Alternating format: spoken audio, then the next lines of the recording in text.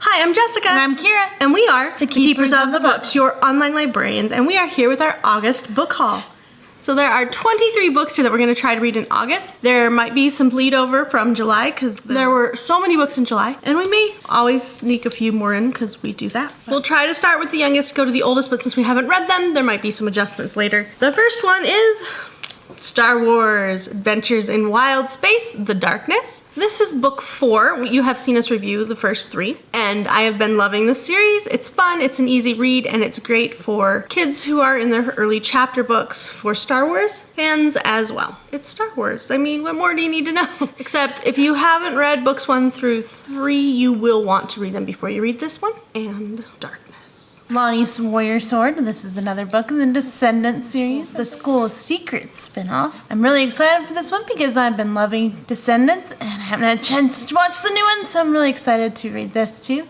Need I say more? Okay, Haunted Mansion. This is volume 2, Midnight at Madame Leota's. This is a review copy from Disney Press. So this is book 2. Welcome, foolish mortals, to the lonesome library of the Haunted Mansion. Return to the happiest haunt on earth for more terrifying tales from beyond the grave. But take caution, for when the clock strikes 12, the most macabre medium of them all will establish contact with the other side and ghastly ghosts will materialize. So read on if you dare, but beware midnight at Madame Leota's. Animas, Book 2, Flight of the King, by C.R. Giroux. This looks like it follows the story of Viviana and Bailey again and their friends as they take a break from their school. It'll definitely be a fun adventure. This is a review copy from Disney. Teddy Mars, Almost a Winner. This is by Molly B. Burnham, illustrated by Trevor Spencer. This is a review copy from Catherine Teagan Books and Kiss the Book. So we'll review this one soon. This one looks like it's all about Teddy Mars and how to be a good friend. And they're trying to break a world record, but can friends remain friends? Or will they turn into enemies when it comes down to competition? Who Let the Gods Out by Maz Evans. Granted, this drew my eye because of the catchy title, but I do love mythology, so this will be an interesting twist on mythology.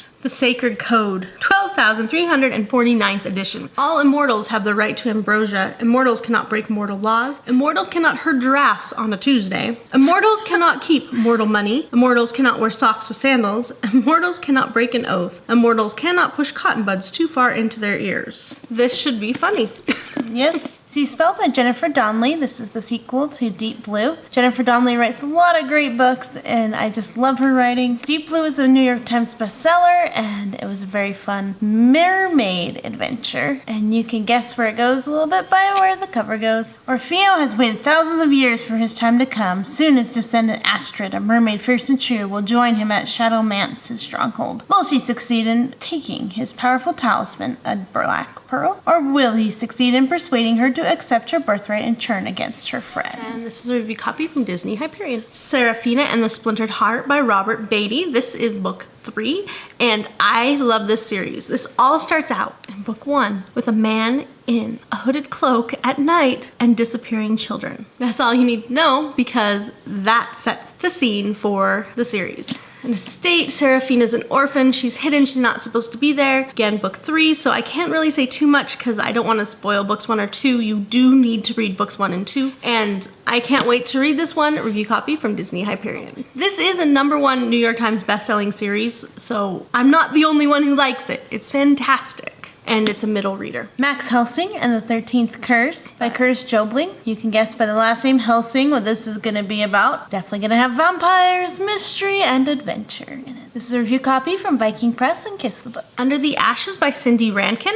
I'm going to read the back of this book. This is about an 11-year-old. Her name is Elizabeth, and this sounds like it's about an earthquake. Yep, a massive earthquake and a fire in the city. She's not what a girl's supposed to be. She's just not quite a lady. Another shuddering jolt sent me sliding into the chest of drawers, thrown face down across the bedroom threshold. Held onto it for an anchor in the roiling torrent. Took a few shaky breaths before I peered over the bureau. Nothing was where it belonged. Half the room had vanished. The outside wall, not there at all. Felt like I was inside an eerie dollhouse, facing a dark, broken world. And this is a copy from Albert Whitman and Company and Kiss the Book. The Merc by Robert Littrick. Piper Canfield is a 14-year-old in this book who has to set out on a deadly quest to save her family.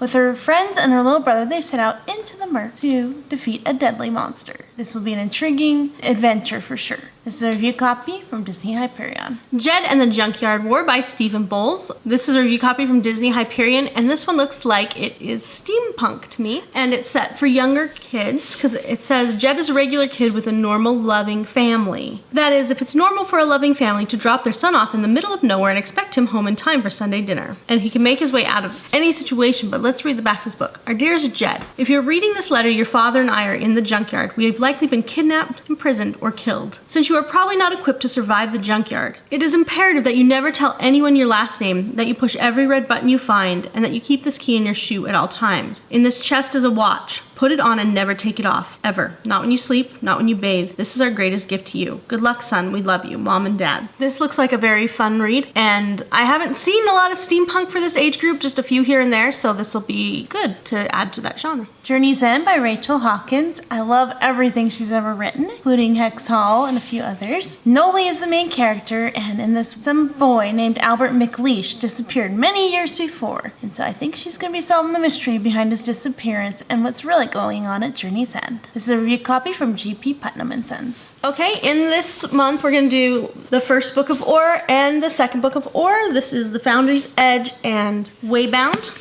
They look like they may also be a little steampunky as well. The covers do look a little steampunky. They're by Cam Beatty and Benny Zelkowicz, and they're review copies from Disney Hyperion. So it's a mechanical world. It does look like they're steampunk, alien, metal, foundry type. So this will be fun. Paper and Fire by Rachel Kane. The first book was Ink and Bone. This is the Great Library series. In the first book, the main character was a book smuggler for his dad, and he gets a position in the Great Library as a librarian, and things go very south. I'm assuming this is going to pick up where the other one left off, so make sure to read the first one when you get a chance, because you'll definitely want to read these. They're intense, fun adventures with a lot of mystery, and I love the idea that what if the Great Library of Alexandria didn't burn down? Spinning Starlight by R.C. Lewis. This is the sequel to Stitching Snow, which was a fantastic book that I read a couple years ago. Stitching Snow was a reimagining of Snow White. This is a review copy from Hyperion. Looks like we've got an interplanetary, intergalactic type of conspiracy going on, so we'll let you know more about this one, because the truth is I don't necessarily know where this book is going to go. The Secret Horses of Briar Hill by Megan Shepherd. The main character is living in a hospital for sick children, but she has a secret. She can see some magical horses that are from an alternate world. When she escapes from the hospital one day, she meets one that is injured. Will her secret come out?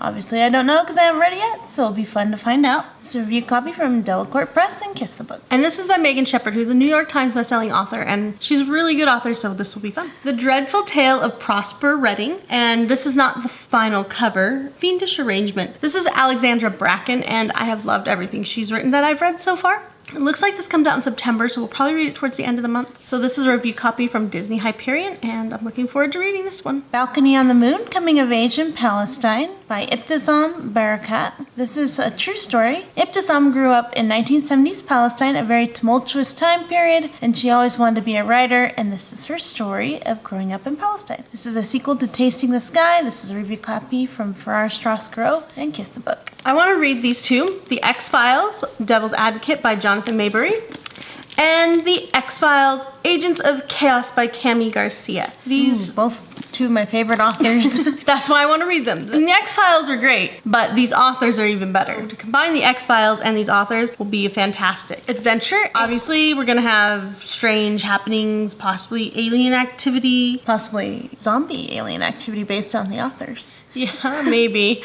But they looked fun. They're on the shelf. Summer, they're checked in for once, so thought I'd read them before the kids got back. The Tenderness of Thieves by Donna Freitas. The main character is looking forward to a great summer, but then she gets robbed at knife point. Along the way, she meets a Handel Davies, who is quite the bad boy, but she's falling in love with him. But he has a really deep secret. Could the two be related? This is a review copy from Philomel Books and Kiss the Book. The Tea Girl of Hummingbird Lane by Lisa C. I got this book because my assistant told me that I need to read it, just because she thought I'd like it based on the summary and the premise. Let's tell you what it's about. A powerful story about two women separated by circumstance, culture, and distance, and the enduring connection between mothers and daughters. In their remote Chinese mountain village, Li Yan and her family aligned their lives around the seasons and the farming of tea. For the Aka people, ensconced in ritual and routine, life goes on as it has for generations until a stranger appears at the village gate in a jeep, the first automobile any of the villagers has ever seen. The stranger's arrival marks the entrance of the modern world in the lives of the Aka people. Slowly, Li Yan, one of the few educated girls on the mountains, begins to reject the customs that shaped her early life. When she has a baby out of wedlock, conceived with a man her parents consider a bad match, she rejects the tradition that would compel her to give the child over to be killed, and instead leaves her wrapped in a blanket, with a tea cake tucked in its folds, near an orphanage in a neighboring city. As Li Yan comes into herself, leaving her insular village for an education, a business, and city life, her daughter Haley is raised in California by loving adoptive parents. Despite her privileged childhood, Haley wonders about her origins, and across the ocean, Li Yan longs for her lost daughter. Over the course of years, each searches for meaning in the study of pu'er, the tea that has shaped their family's destiny for centuries. The Tea Girl of Hummingbird Lane is an unforgettable portrait of a little-known region and its people, and a celebration of the bonds of family. So this is an adult book, not a kid or a teen book. That just sounds touching. I should enjoy it. Sounds intergenerational. So those are the books we're planning on reading for August. Of course, we do reserve to review more and to finish up July as well. Are there any books that you want to read with us this month? Go ahead and put that in the comments below. A lot of those books are out already, so you can read them with us. Be sure to like, comment, and subscribe. When you hit subscribe, be sure to hit the bell notification so you actually get notifications and find out when the videos come out. We have not just our reviews, but every Friday we post literacy quick tips for families, and we also post Kids Keepers episodes, which are mystery bags of your favorite kids characters paired with books, the youngest viewers. And until next time, happy reading. Bye.